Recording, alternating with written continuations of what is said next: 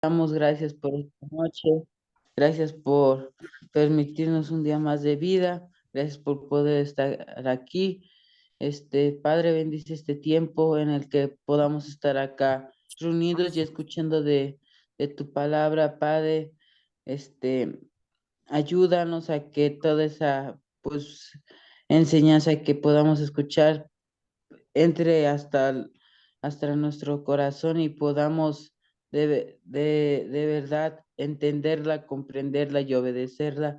Ayuda a cada uno con sus problemas, con sus dificultades, Padre, que tú eres el único que pues de todo corazón ayudas y puedes sanar y podemos encontrar en ti la solución a cualquier problema.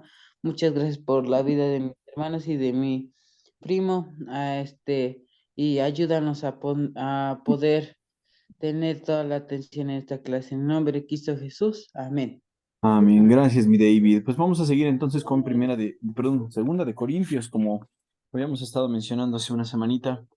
El texto que ahorita nos está tomando el tiempo para poder desarrollarlo habla del ánimo para un pastor que está desanimado. Es bien frecuente ver a líderes que ya no quieren seguir, es bien frecuente ver a cristianos que no quieren continuar en obediencia porque pues la verdad es que hay veces que no hay consecuencias, podemos pedir perdón en cualquier momento y pues a los cristianos nos vale gorro la iglesia, nos vale un cacahuate lo que puedan hacer los hermanos o lo que nosotros podamos hacer por ellos y el pastor pues obviamente al ver eso se va a desanimar. En este texto pues estábamos hablando de que no está tan claro el cambio de tono de Pablo hasta que entendemos cómo es que él encuentra su ánimo. La semana pasada les enseñé un cachito de esta carta que menciona John MacArthur en su comentario. Y esto decía el pastor: estoy cansado, cansado de ser el único en la iglesia, de quien se espera sacrificio de verdad, cansado de urgir siempre a los cristianos para que vivan como cristianos, de planear la obra para mis ovejas y después termine haciendo ya toda yo o viendo que no se llegó a materializar. Sigue así y él dice: no estoy dejando a Cristo, lo amo, debo intentar servirle aún. Este pastor pues mencionaba que estaba ya cansado de la obra y que pues al final decidió salirse del ministerio, a diferencia de Pablo. Pablo tenía razones para salirse del ministerio, para dejar de cuidar a la iglesia, porque la iglesia en Corinto, como dijimos, tenía un montón de pecados: incesto, el pecado de idolatría, no sabían bien diferenciar las cosas cristianas de las paganas, abusaban de su libertad en Cristo, no tenían bien entendidos los dones. Entonces la iglesia estaba bien confundida y Pablo pudo haber tomado cualquiera de estas excusas para poder dejar el ministerio. Incluso pues nos dijo Pablo en sus cartas que mientras ellos más eran amados por Pablo, menos amaban ellos a Pablo. Menos me aman ustedes a mí, les dice Pablo en esta carta, más adelante en el capítulo 12 de Segunda de Corintios. Pablo también les menciona aquí en Segunda de Corintios 8, les dice que pasó muchas dificultades, pleitos, problemas, que casi se sentía con el- la vida en el límite, pero aún así decidió continuar Pablo. Recordemos rápido alguna cuestión que mencionamos. Pablo estaba en Éfeso, tuvo que mandar a Tito para ver cómo estaba la iglesia de Corinto. Al no recibir noticias de Tito, pues dijo: pues me voy de Troas, me voy a salir a Macedonia para ver si lo encuentro ahí. Pero recordemos que él menciona: se me abrió una puerta grande en Troas, la obra estaba grande, estaba buena ahí, y sin embargo Pablo dijo: no, no puedo seguir en esta obra porque mi corazón no está tranquilo sin saber lo que están haciendo los corintios. Por eso nos dice en el versículo 12, que es donde empezamos a estudiar: cuando llegué a la ciudad de Troas para predicar la buena noticia de Cristo, el Señor me abrió una puerta de oportunidad, pero no sentía paz porque mi querido hermano Tito todavía no había llegado con un informe de ustedes. Así que me despedí y seguí a Macedonia para ir a buscarlo. Pablo en ese texto pues estaba triste. ¿Y de dónde toma aliento Pablo? Pues ya mencionamos que él vuelve los ojos para arriba y enfoca a Dios. No se enfoca en la iglesia, no se enfoca en lo que podrían haber estado haciendo los corintios, aunque como les comenté más adelante en el capítulo 7 habla de que sí hicieron un cambio en su vida los corintios, pero Pablo les dice: gracias sean dadas a Dios, quien nos ha hecho sus cautivos y siempre nos lleva de triunfo en el desfile victorioso de Cristo. Mencionamos a qué se refería Pablo con esto: al desfile en el que se elogiaba a un general romano que había obtenido una victoria arrasante. Llevaban animales para ser sacrificados, llevaban a los presos de guerra, al general así con todos los honores, y pues toda la ciudad de Roma estaba dándole loor a este gran general y a su ejército por haber obtenido una gran victoria. Ellos pasaban ahí adelante de la gente, eran loados, eran alabados, y después les seguía una fiesta que pues solamente era una vez en su vida. Pablo tenía esta imagen. Pablo decía, pues a pesar de las dificultades, a pesar de todos los problemas que pueda tener en la iglesia y de todos los pleitos que ustedes me puedan causar, dice, yo me voy a enfocar en este desfile victorioso, pero con el general que es Cristo. Él veía a Cristo marchando triunfante por el mundo y él se veía en el tren de la victoria. Este triunfo, Pablo les decía, nada lo va a poder detener. En la sección de hoy vamos a hablar entonces de Pablo toma su ánimo de este evento que va a pasar.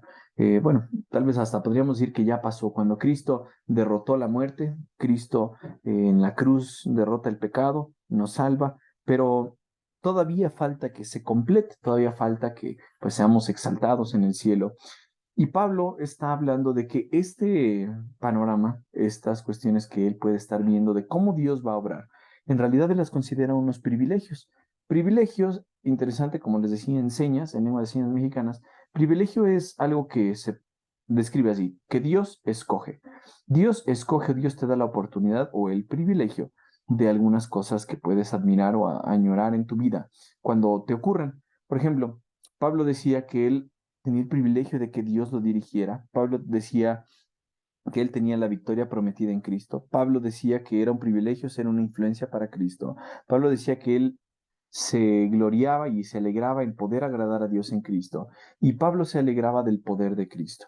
Vamos a ver esto en partes, estos 5 privilegios que Pablo está mencionando acá. Vamos a hacerlos por partes para que podamos ver unos en una sesión y otros en otra sesión. Los vamos a dividir para que no sea tan cansado y poder entender bien el privilegio que motivaba a Pablo a poder seguir en su ministerio. Que sí, Pablo sufría y tenía tristeza y aflicción en su corazón, sí, eso era un hecho.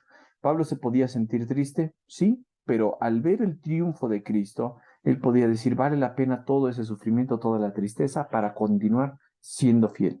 Y este triunfo involucra estos privilegios que vamos a estar desarrollando en los versículos que siguen. Versículo 14. Pablo va a describir esto. Pablo estaba agradecido por el privilegio de que Dios lo dirigiera. En medio de toda la incertidumbre que podía sufrir cualquier pastor, Pablo podía decir, a mí me dirige Dios, sé hacia dónde voy, sé qué camino debo seguir, así que no me preocupa todos los pleitos que podamos tener. Versículo 14 dice, así que gracias a Dios que nos ha hecho sus cautivos y siempre nos lleva en triunfo en el desfile victorioso de Cristo. Pablo está mencionando lo que ya vimos hace una semana sobre el desfile en el cual habla del triunfo de Cristo, pero nos está diciendo acá, siempre nos lleva, es decir, siempre nos está dirigiendo Dios en esa caravana, en ese desfile, en ese triunfo que Él ha tenido, Él nos lleva de la mano y en este desfile que podemos tener la victoria en Cristo, nosotros somos copartícipes de esto. Después Pablo va a hablar de otros privilegios, pero vamos a enfocarnos en este primer privilegio. Pablo estaba agradecido por eso. Aunque cualquier otro pastor podría sentir una carga, podría decir, "Ay, ¿para qué vale la pena seguir fiel? ¿Para qué vale la pena seguir obedeciendo a Dios?" Pablo sabía que como estaba siendo guiado por Dios siempre, pues valía la pena todo el sacrificio que podía hacer por llegar a la buena meta. Noten lo que le dice aquí a Timoteo en su primera carta, capítulo 1, versículo 12. Dice, le doy gracias a Cristo Jesús nuestro Señor, quien me ha dado fuerzas para llevar a cabo su obra. Él me consideró digno de confianza y me designó para servirlo, a pesar de que yo antes blasfemaba el nombre de Cristo. En mi insolencia yo perseguía a su pueblo, pero Dios tuvo misericordia de mí, porque lo hacía por ignorancia y porque era un incrédulo. Oh, qué tan generoso y lleno de gracia fue el Señor. Me llenó de la fe y del amor que provienen de Cristo Jesús. Recordemos lo que está diciendo Pablo acá. Pablo en algún momento era conocido como Saulo y él perseguía a la iglesia. Nos dice la Biblia que de manera violenta, así en Hechos, Pablo respirando todavía violencia, lo que él quería hacer era perseguir a ese grupito de tontos que se llamaban cristianos. Pablo los quería perseguir, los quería llevar a la cárcel, pues no sabemos, incluso tal vez hasta matar. Y de ahí Dios lo salva. Dios se le aparece a Pablo cuando él está a punto de llegar a una ciudad de Damasco. Dios se le aparece y le dice, Pablo, tú vas a ser apartado, vas a ser un apóstol vas a hacer el ministerio hacia los gentiles. Yo te he elegido para que lleves a cabo eso. Y Pablo podría decir, híjole, pero es que yo no soy digno, no puedo hacerlo. Pablo aquí en este versículo le está diciendo a Timoteo, el Señor me ha dado las fuerzas para llevar a cabo su obra. Pablo sabía dónde estaba su meta y sabía cómo llegar a ella, pero el camino era difícil. Este camino suponía muchos problemas, muchas dificultades, mucha tristeza. Y Pablo les dice, Dios me ha dado fuerza para llevar a cabo su obra. ¿Por qué? No fue porque haya visto algo excelente en mí, sino porque Dios me consideró digno de confianza y así me designó para servirlo. Yo antes blasfemaba y estaba en contra de la iglesia, pero Dios tuvo misericordia de mí. Yo lo hacía porque pues, era ignorante. Y ahora Pablo, en vez de decir, ay, ¿por qué Dios me salvó para eso? Pablo lo que está diciendo es, qué tan generoso y lleno de gracia fue el Señor. Pablo consideraba un privilegio el ser llevado por Dios a este ministerio. Recordemos, Pablo tenía en mente este desfile, esta caravana triunfal de los romanos. Por eso Pablo le está diciendo, a mí me da muchísimo gusto que Dios me haya elegido. A pesar de todo lo malo que yo hice, Dios me eligió para poder llevar su nombre, para poder predicar de él, y eso es lo que yo quiero hacer. Aunque yo antes era blasfemo y antes perseguía a la iglesia, Dios me tuvo por digno de confianza y voy a seguir fiel. Noten lo que nos dice aquí en el versículo 15. La siguiente declaración es digna de confianza. Todos deberían aceptarla. Cristo Jesús vino al mundo para salvar a los pecadores, de los cuales yo soy el peor de todos. Pablo se sabía que dentro de su corazón había toneladas de pecado y él decía, no hay nadie que haya pecado más que yo soy el peor. Noten esta frase, esta palabra es fenomenal porque siempre habla de un cambio. Esta conjunción adversativa nos dice, pero Dios tuvo misericordia de mí para que Cristo Jesús me usara como principal ejemplo de su gran paciencia, aún con los peores pecadores.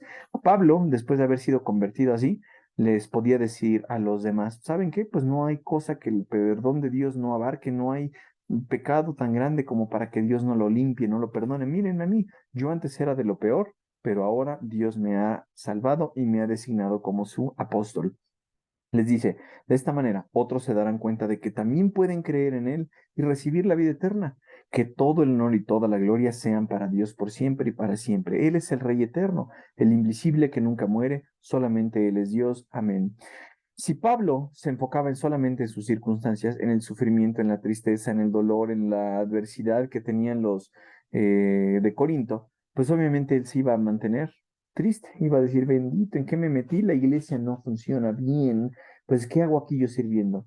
Pero cuando Pablo alza la vista para enfocarse en Dios, Pablo se llena de alegría y le dice, bendito sea Dios, Dios me salvó, Dios me tuvo por digno, Dios me tuvo en privilegio de llevarme en su caravana triunfal, de hacerme parte de eso, y ahora yo quiero proclamarlo a los demás. Ese es el segundo punto que vamos a hablar ahorita. El primero, pues Pablo estaba agradecido de tener la dirección de Dios. Ahora Pablo les va a decir, Pablo estaba agradecido por el privilegio de la victoria prometida en Cristo. Pablo sabía que Dios había prometido ya la victoria y Pablo ya está diciendo, yo ya lo considero como un hecho. Así que en el versículo 14, después de haber dicho, Dios nos lleva en un desfile victorioso de Cristo, pues me ha hecho parte de esa victoria. Cristo ya ganó, Cristo ya es el general honrado, pues a mí me ha hecho parte de eso, porque a mí me ha confiado su ministerio, me ha confiado su evangelio, me ha confiado esa victoria que él ya ha tenido. Recuerden que pues podemos mencionar algunos otros pasajes. Por ejemplo, aquí. Ahora te digo que tú eres Pedro. Jesús estaba mencionando esto cuando habla de su iglesia. Jesús está platicando con Pedro. Y quiero aquí enfatizarlo bien porque hay luego malos entendidos como en la iglesia católica. Jesús le dice, oye Pedro, tú eres Pedro, y lo cual significa roca. La palabra que utiliza Jesús para describir a Pedro es una roca chiquita, una pequeña roca. Pero cuando Jesús utiliza la segunda roca aquí, sobre esta roca, está hablando de una piedra enorme, de una roca gigantesca. Previamente Jesús le había preguntado a Pedro quién creía que era, y Pedro respondió, pues tú eres el Cristo, el Hijo de Dios. Las palabras que utiliza son diferentes. Si le dice aquí, tú eres una roca, pero eres chiquita, Pedro. Yo me estoy refiriendo a esta roca, una roca fenomenalmente grande, basada en la fe, pues, que es dada en Cristo. Pedro más adelante nos dice que Cristo es la piedra angular. Entonces, esta fe que nosotros depositamos en Cristo, porque Él es la roca, no porque Pedro sea la roca, eso jamás lo dice las Escrituras, jamás lo dice Pedro, pero menciona algo bien importante Jesús. Jesús le está diciendo, yo voy a edificar mi iglesia y las puertas del Hades o el poder de la muerte no la conquistarán. ¿Qué quiere decir esto?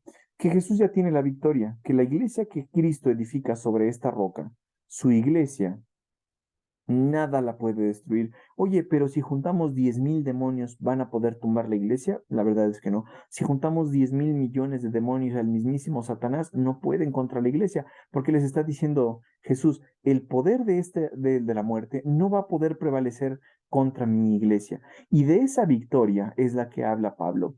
Pablo le está diciendo, este desfile victorioso de Cristo, en el cual él anuncia la victoria, él anuncia que su iglesia va a permanecer para siempre, es de lo que yo fui llamado un apóstol, de lo que yo voy a compartir a los demás. Noten lo que dice Romanos 16:20. El Dios de paz pronto aplastará a Satanás bajo los pies de ustedes.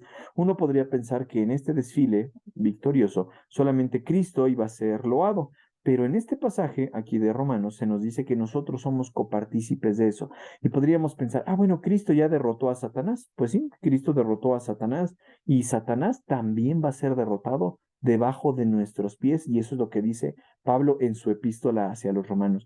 Por lo tanto, podemos entender que nosotros somos parte de esta victoria que Dios ha prometido a través de Cristo. Y el último privilegio que vamos a ver hoy es este. Pablo estaba agradecido por el privilegio de influenciar a otros para Cristo. Con esto voy a terminar y me quiero tomar nada más un ratito para poder meditar en este pasaje. Noten lo que dice versículo 14.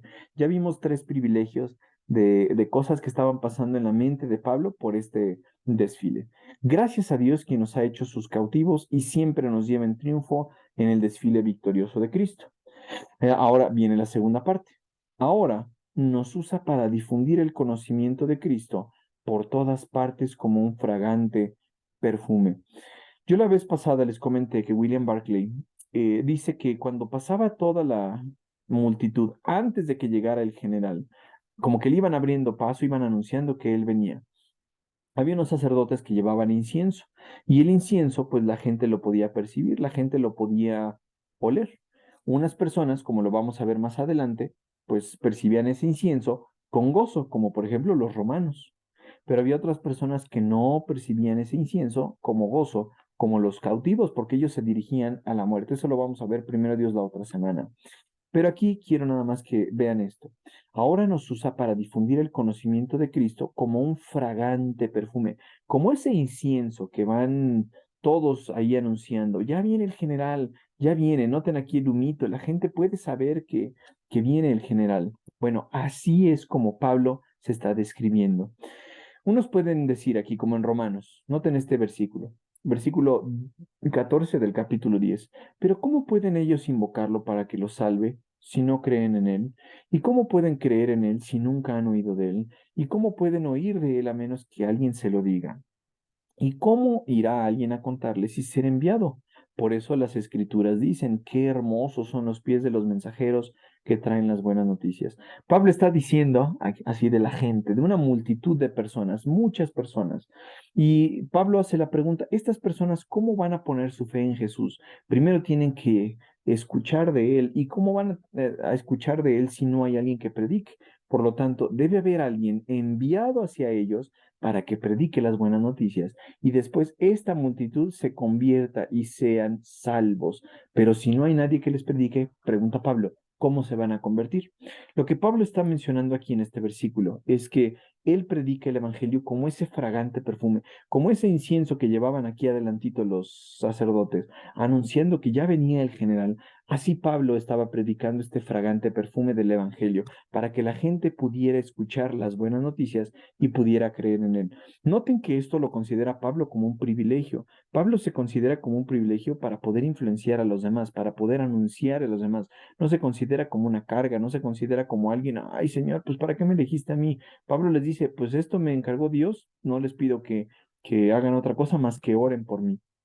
En Efesios 3, noten lo que dice Pablo.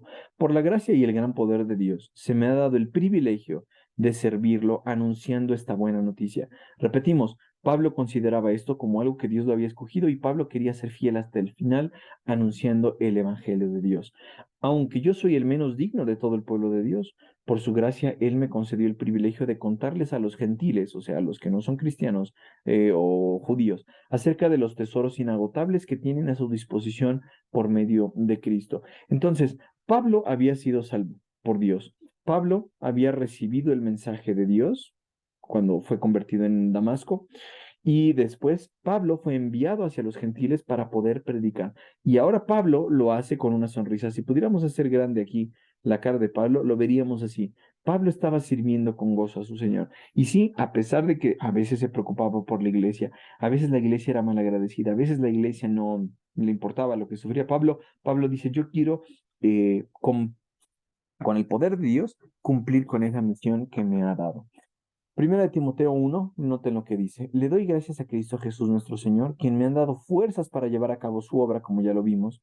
Él me consideró digno de confianza y me designó para servirlo, a pesar de que yo antes blasfemaba el nombre de Cristo. En mi insolencia yo perseguía a su pueblo, pero Dios tuvo misericordia de mí, como ya lo vimos hace rato. Y la conclusión a la que llega Pablo es, pues Dios es tan generoso y lleno de gracia que me llamó a mí, me llenó de la fe y del amor que provienen de Cristo Jesús, y ahora yo puedo proclamar este mensaje para que la gente pueda entender del Evangelio de Dios. Voy a terminar con esta frase. Noten, a veces el pastor se puede preguntar, híjole, yo ya recibí de Dios la palabra. Ya, gracias a Dios, como dice Pablo, Él me dio la fe, me llenó de la fe y del amor necesario. Entonces, Pablo lo veía así. Dios mismo, de su inagotable amor, había llenado el corazón de Pablo de fe y de amor para poder proclamar el Evangelio y para poder entonces anunciarlo a todas las personas que estaban rodeándolo y que la gente pudiera conocer de Dios. Pero Pablo podía enfocarse solamente en una cuestión. Pablo, aunque predicaba a esta persona y a esta persona y a este grupo de personas, en realidad Pablo lo hacía porque quería agradar a ese Dios que lo designó. Entonces, lo que hacía Pablo era siempre tratar de agradar a Dios. Cuando un pastor cae en la tristeza, cuando un pastor dice, ya no quiero servir a Dios, cuando un pastor o incluso un cristiano se puede desanimar y dice, ¿para qué sigo obediente? ¿Para qué sigo fiel? Pues es porque está poniendo sus ojos en cosas incorrectas. Noten lo que dice aquí, que los predicadores se vuelvan exitosos, alcancen la fama o cumplan sus ambiciones, no es algo que importa. Quizá tú como cristiano estás esperando que te aplaudan, que la gente te reconozca, que al ministrar el evangelio y predicar a los demás, la gente te aplauda, pero esta frase nos dice, no es lo que importa. La satisfacción de tener influencia eterna para Jesucristo debería ser suficiente. El puro hecho de que el cristiano conoce algo, de que su corazón está lleno de esa fe y de ese amor y lo puede compartir con alguien, debería traer una sonrisa al corazón y a la cara de cada cristiano. Eso es lo que debería pasar. No es cuestión de resultados, sino de privilegios. Noten esta última oración. No es cuestión de resultados, sino de privilegios. Si nosotros analizáramos incluso nuestra propia iglesia, después de todos los años que mi tío ha invertido en predicar y en discipular y en exhortar y en animar y en lo que sea, pues hay muchos cristianos que son fríos, muchos cristianos que se apartan, muchos cristianos que no hacen ni lo más mínimo para poder trabajar en la iglesia. Y eso podría desanimar a cualquier pastor, pero el pastor debe notar el privilegio que tiene y de decir, Señor, no me importa, llevo 30 años y quizá 2 personas se han convertido, 3 personas, 20, no sé el número, X número de personas se han convertido, pero no me voy a enfocar en el número, lo que me voy a enfocar es en el privilegio que yo tengo. Eso es lo que vale la pena. Señor, tú me has llamado a anunciar, es lo que yo voy a hacer. Las personas que se conviertan, eso ya es cuestión tuya. Vean esta segunda parte. El predicador descorazonado, el predicador que está triste, lo está por haberse enfocado en las circunstancias, mientras que el predicador gozoso lo está por haberse enfocado en el valor eterno de su servicio a Dios. Tú cristiano, tú chico, chica, hermano, líder, pastor, que estás viendo esta clase, grupo de jóvenes, ¿te vas a sentir descorazonado un montón de veces? Sí. Pero, ¿qué es lo que podemos aprender de este pasaje? Es porque a veces te enfocas en las circunstancias. Lo que debemos hacer es, como Pablo, voltear la vista hacia arriba y ver a su Dios, porque tú te estás enfocando mejor, en vez de las circunstancias, lo estás en enfocarte en el valor eterno del servicio a Dios, sabiendo que el que te está viendo es Dios, sabiendo que el que quieres tú agradar es Dios, sabiendo que el que te va a recompensar es tu Dios. El predicador descorazonado considera sus dificultades. Ay, es que la iglesia es una necia, es que no tengo dinero, es que tengo muchos problemas. Mientras que el predicador gozoso considera su privilegio. Pensemos en estos tres privilegios nada más en esta semana. En los tres privilegios que nos menciona Pablo en este versículo 14, porque ya no pudimos avanzar más. Estos tres privilegios de que sea Dios quien te dirija, de que ya tienes la victoria prometida en Cristo y de que puedas ser influencia para Cristo, debería dibujar en tu cara una sonrisa. Si esta semana estás pasando por tristeza, estás pasando por desánimo, estás pasando por un tiempo difícil, recuerda esto. Dios es el que te ha dirigido. Dios te vio y dijo, yo quiero que esta persona sea salva, yo quiero que esta persona esté en mi desfile, yo quiero que participe de la victoria y yo quiero que sea una influencia para los demás, para que cuando otro cristiano u otra persona que no conoce de Dios estén así, puedan voltear los ojos no hacia ellos mismos, sino a Dios. Eso es lo que quería que viéramos el día de hoy. No sé si hay alguna duda hasta aquí. ¿Algún comentario? ¿No? Bueno, si Dios nos permite, la siguiente semana vamos a ver los otros privilegios que Pablo menciona aquí y pues qué significaba eso en la vida de Pablo. Pues ya tenemos aquí listo los otros privilegios, pero vamos a tomarnos tiempo para poder meditar en estos tres primeros.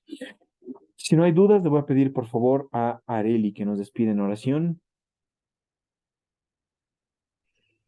Padre, muchas gracias te damos en esta noche por darnos la bendición y la oportunidad de poder estar en esta clase. Tu palabra ha hablado a nuestro corazón, a nuestra vida.